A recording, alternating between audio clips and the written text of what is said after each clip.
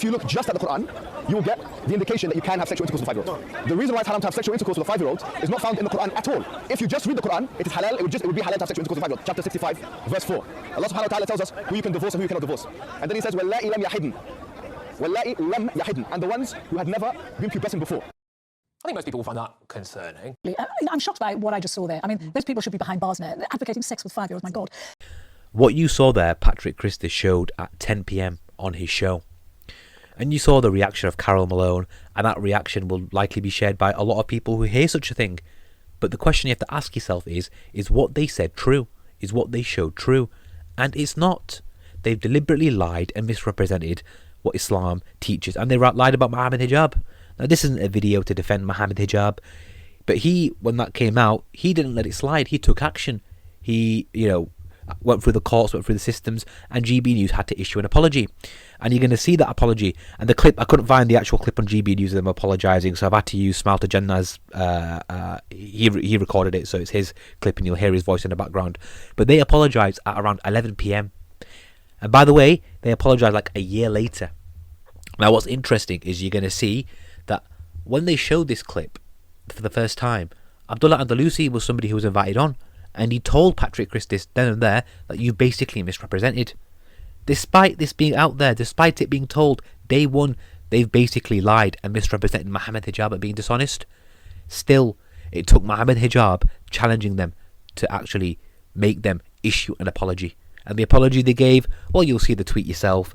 You'll read the tweet and you'll see Patrick Christys' apology. It lacks remorse, it lacks sincerity, it's very robotic. It's something basically they're just doing it because they're forced to do so. Christys tonight, on the 8th of April 2024, we broadcast a video which appeared to suggest that Mr. Mohammed Hijab, an Islamic scholar, believed the Quran justified sexual intercourse with 5-year-olds. The edited clip was obtained from social media. We now recognise that Mr. Hijab went on to explain how other Islamic texts prohibit such conduct. In accordance with our editorial charter, we would like to take this opportunity to correct the record. Naughty. There we go. Is it okay to have people at Speaker's Corner saying that the Quran justifies you having sex with a 4 or a 5-year-old?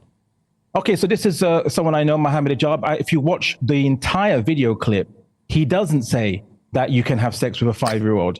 He then makes, you've cut it.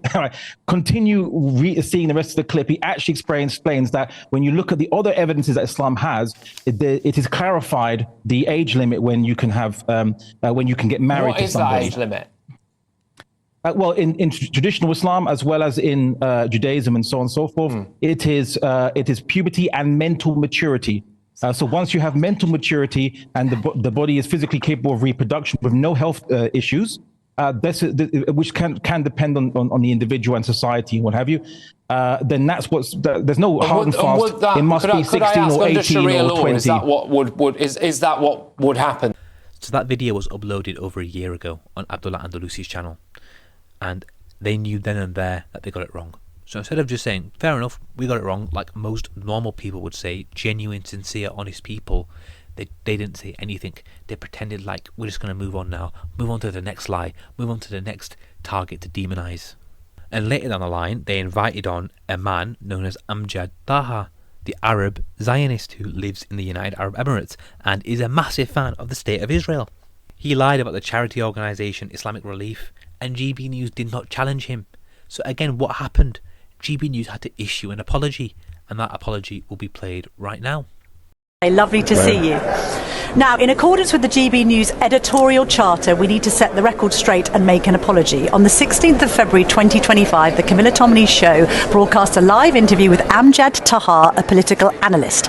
In that interview, Mr. Taha said that Islamic Relief, a UK-registered charity, had been banned in countries overseas because an investigation showed it had sent money to some terrorist groups in the Middle East. We accept that the allegation that Islamic Relief had funded terrorist groups is untrue. Islamic Relief has stated that it does not promote or support extremism of any kind and that it is purely a humanitarian organisation. We apologise to Islamic Relief and are happy to correct the record. A lot of you might already be aware of the fact they lied about Mohammed Hijab. You might have seen Smile to Jannah talk about it, his video over here, which is linked in the description. That's more detailed than what I'm talking about. But not a lot of you will be aware of the Islamic Relief one. But you might be asking, why am I even talking about this? Why am I specifically focusing on this? Well, because these are two examples of how they lied, they slandered, and how Mohammed Hijab and Islamic Relief didn't let it go. They took it to the relevant people, and GB News were forced to issue a retraction and give although it was a half-assed apology, they still had to apologise. They still had to say something on the record. So then I'm hoping it makes a person think that these are two instances where they've lied and they've had to actually issue a retraction. How many other times have they lied but they've not had to issue a retraction? Why is that? It's because nobody is challenging them. Even on their actual show, when they bring people onto their panel, they don't bring on a British or American born who speaks English properly Muslim, do they? Do they bring on somebody like Abdullah Andalusi again? Will they bring on somebody like Dr. Ali Attai to speak about, let's say, when we mention the Quran and things like that? Would they bring on Mehdi Hassan to speak about Israel and Palestine? They don't do these things. Rather, they bring on people who suit their narrative. And when they bring on someone who might be on the other side, they tend to interrupt them and try to ask them trap questions because they are insincere, and they know deep down in their heart that if a person on the opposite side was given the chance to speak freely and you don't ask them these trap questions, you don't interrupt them, you would be absolutely schooled on so many subjects. And they don't want to deal with that. They want to continue to live in ignorance, and they want their audience to live in ignorance. They want you, the viewer of GB News, the fan of GB News, just to believe whatever they say so they grow in popularity. And what I want to demonstrate over the course of these next few videos of mine is I am going to show you some of the lies that they've told. I am going to challenge some of the things that they've said, and you will see how I have in fact demonstrated to you that they are dishonest. And then it should genuinely make you think, why do you want to keep on believing these people? Why do you want to keep on listening to these people?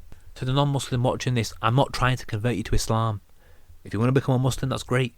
But it's your choice, it's your life. I'm simply here to clear the misconceptions and to demonstrate to you why GB News lie. The vast majority of Muslims in the UK just want to get on with their life, work their job, provide for their family, go abroad every now and then, and just basically live their life just like you lot. Instead of being taught lies and misinformation and hate, why not talk to one another, learn about one another? That is what you should do, not divide, which is what GB News wants to do. Anyway, thank you for watching this video, and I'll see you in the next one.